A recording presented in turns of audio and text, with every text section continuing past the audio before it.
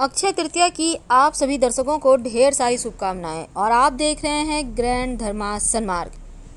वैशाख माह के शुक्ल पक्ष की तृतीया तिथि को अक्षय तृतीया या अखात तीज कहते हैं। इस दिन को स्वयं सिद्ध मुहूर्त कहा गया है, यानी इस दिन आप किसी भी शुभ कार्य को करने के लिए पंचांग आपको देखने की आवश्यकता नहीं है, बल्कि इस दिन स्वयं सिद्ध मुहूर्त होता है। पौराणिक ग्रंथों के अनुसार इस दिन जो भी शुभ कार्य किए जाएंगे उसका अक्षय फल मिलता है। और अक्षय तृतीया पर कुंभ यानी घड़े का पूजन और दान करने से अक्षय फल मिलता है। इस दिन दान और उपवास का कई हजार गुना फल भी प्राप्त होता है। वैसे तो पवित्र नदी सरोवर में नहाने का विधान है, लेकिन आप अपने घर में ही नहाने के पानी में गंगा जल या फिर आप तुलसी के पत्ते डालकर नहा सकते हैं। इसके बाद पंखा, चावल, नमक, घी, शक्कर, साग, इमली, फल, वस्त्र का दान करें। इस दिन सत्तू अवश्य खाना चाहिए। नए कपड़े, वस्त्र, आभूषण बनवाना और धारण करना भी अति शुभ माना जाता है। नए व्यापार का आरंभ भी अक्षय तृतीया के दिन किए जाते हैं। इस दिन से ही सतयुग और त्रेता युग का आरंभ हुआ है, ऐसा माना जाता है। और अक्षय तृतीया के दिन बद्रीनाथ धाम के भी पट खुलते हैं। नर नारायण ने भी इसी दिन अवतार लिया था। तो इस दिन के महत्व बहुत सारे हैं। अक्षय तृतीया का स्वयं सिद्ध मुहूर्त के रूप में विशेष महत्व है। इस दिन अशुभ ग्रहों से बचने के लिए भी प्रयोग किए जाते हैं। सबसे ज़्यादा शुभ सोना खरीदना माना जाता है अक्षय तृतीया के दिन। लेकिन सोना खरीद कर पूजा तो किए जाते हैं, पर आप अपने घर में पड़े हुए सोने को भी, आप कोई भी ज्वेलरी है उसको आप शुद्ध जल से धो लें और फिर उसकी ही पूजा करें, तो भी आपको अक्षय पुण्य की ही प्राप्ति होगी। इस दिन बढ़िया बढ़िया खाइए, लेकिन आप लहसुन, प्याज, मांस, मदिरा का सेवन मत कीजिएगा। कैसे करेंगे पूजा? अक्षय तृतीया के दिन सुबह जल्दी उठकर नित्य कर्मों से निवृत्त होकर अपने घर को सजाइए। घर के मुख्य दरवाजे पर माँ लक्ष्मी की चरण पादुका लगाइए, या फिर आप बना भी सकते हैं। इसके बाद अपने घर में तोरण लगाइए। फिर आप भगवान सूर्य को जल अर्पित करें। ओम भास्कराय विद्महे महातेजाय धीमहि तन्नो सूर्य प्रचोदयात्, या फिर ओम सूर्याय नमः, कोई भी मंत्र जप कर सकते हैं। अक्षय तृतीया के बाद हर दिन 7 बार इस प्रक्रिया को आप दोहरा सकते हैं। लेकिन आइए हम जानते हैं इस दिन विशेष प्रयोग किए जाते हैं। शीघ्र विवाह के लिए, आपके जीवन में धन के लिए, कर्जों से मुक्ति के लिए, शत्रुओं से मुक्ति के लिए। तो शीघ्र विवाह के लिए एक छोटा सा प्रयोग किए जाएंगे। अगर आपके बेटियां की शादी में बाधाएं आ रही है, संबंध नहीं बन पा रहे हैं, तब अक्षय तृतीया की रात में एक पाटे पर पीले रंग का कपड़ा बिछाएं। पूरब दिशा की ओर मुंह करके बैठ जाए। सामने में माँ पार्वती की तस्वीर रखें। पटिये पर एक मुट्ठी गेहूं की ढेरी रखें और फिर चंदन या केसर से इस ढेरी पर हल्का सा तिलक करें या रख दें। इसके बाद आप देवगुरु बृहस्पति के मंत्र का जप करें। वैसे तो मंत्र बहुत सारे हैं, उनमें से प्रमुख मंत्र हैं ओम ब्रीं बृहस्पतये नमः, ओम ग्रां ग्रीं ग्रौं सह गुरुवे नमः। कोई भी मंत्र आप जप कर सकते हैं। कभी कभी क्या होता है, जीवन में शत्रु विरोधी बहुत परेशान करते हैं। अब आप फंस चुके हैं, आप चाहते हैं कि शत्रुओं से मुक्ति मिले। क्या करेंगे? देखिए, शत्रुओं से मुक्ति पाने के लिए अक्षय तृतीया के दिन विशेष प्रयोग किए जाते हैं। क्या? सबसे पहले तो आप अपने घर के पूजा स्थान पर ही बैठ जाएं। हनुमान जी की तस्वीर सामने में रखें। अब आप मूंग, थोड़ा सा हनुमान जी के सामने हरा मूंग रखिए। फिर इस मूंग पे ही आप थोड़ा सा सिंदूर लगाइए। फिर ओम हंग हनुमते नमः का जप कीजिए, एक माला कम से कम। शत्रु विरोधी शांत हो जाएगा, आपको चाहकर भी हानि नहीं पहुंचाएगा। बाद में इस मूंग को आप किसी पेड़ के नीचे रख दीजिएगा, चिड़ियाँ वगैरह खा लेगा। क्योंकि अक्षय तृतीया धन की प्राप्ति के लिए सबसे ज़्यादा शुभ माना जाता है। इस दिन धन प्राप्ति के लिए विशेष प्रयोग किए जाते हैं। तो अक्षय तृतीया का दिन धन पाने के लिए एक छोटा सा प्रयोग कीजिए। जब आप पूजा पाठ करेंगे तब एक छोटा सा काम करें।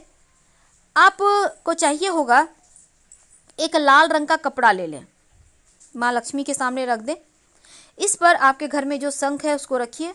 7 गोमती चक्र रखिए। 14 सफ़ेद कौड़ियाँ रखिए, या पीला कौड़ी है तो उसी को रख लें।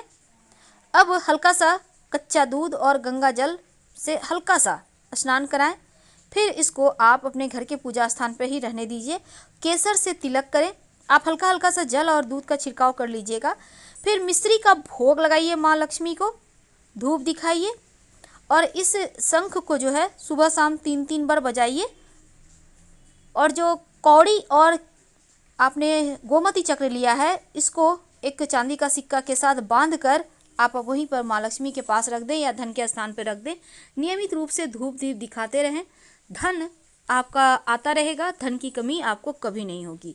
अगर मान लेते हैं आपके पास 7 गोमती चक्र और 14 कौड़ियाँ नहीं है और लॉकडाउन में मिलेगा भी नहीं, तो ऐसे में एक एक भी ले लीजिए तो भी ठीक है। एक गोमती चक्र और एक कौड़ी और एक सिक्का ले लें। अगर चांदी का सिक्का नहीं है तो 1 रुपये का एक सिक्का ले लें। धन की समस्या समाप्त होती है। और अब हम बात करते हैं, अब जैसे कि हर कोई चाहता है अस्थाई संपत्ति, मतलब अपना मकान, भूमि, भवन, जायदाद। बहुत सारे लोग बहुत सारी चीज़ें करना चाहते हैं, सपने बड़े बड़े हैं। सपने देखने पे कोई अधिकार भी नहीं होना चाहिए, ऐसा नहीं है, बल्कि सपने बड़े बड़े देखिए। छोटे छोटे सपने देखेंगे तो फिर पूरा कैसे होगा।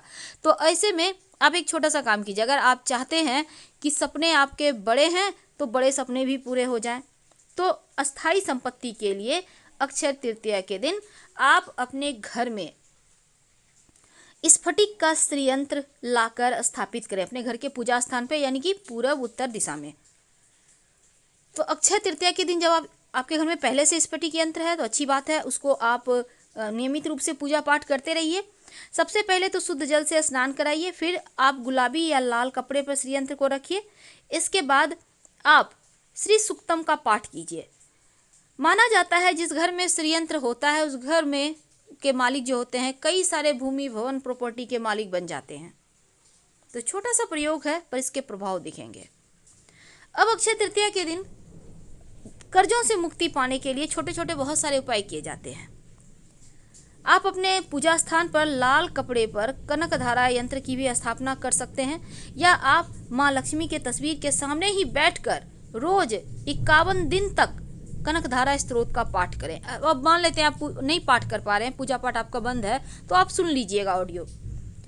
आकस्मिक धन प्राप्ति के लिए अक्षय तृतीया के दिन आपको पास के किसी भी मंदिर में धूप बत्ती गुलाब की खुशबू वाली जाकर आप दान कराइए, रखाइए, धन प्राप्ति के योग बनते हैं। किसी भी मंदिर में पास में जो भी भगवान जी का मंदिर है वहीं जाकर रखाएं। अगर आपके घर में वास्तु दोष भरा हुआ है, बहुत सारे टेंशन है, तमाम परेशानियों से बाहर आने के लिए, आर्थिक समृद्धि रुक गई है, तो एक छोटा सा प्रयोग कीजिएगा। एक चांदी की छोटी सी डिबिया ले लें। डिबिया यानी छोटी सी डिब्बी जिसको कहते हैं, छोटा सा, जैसे चांदी का किया होता है ना, बिल्कुल वैसा ही। इसमें गंगा जल भरें।